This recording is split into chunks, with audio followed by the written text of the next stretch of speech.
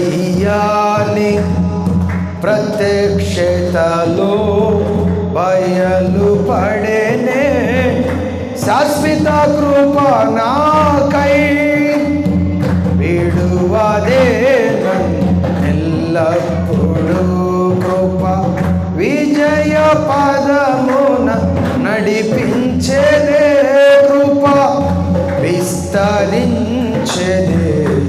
నిన్ను స్తుతించినప్పుడు నిన్న నేడు నిరంతరం మారనే మారవు నా జ్ఞాపకాలలో జరగని వాడవు నిన్న నేడు నిరంతరం మారనే మారవు నా జ్ఞాపకాలలో జరగని వాడవు నా జ్ఞాపకాలలో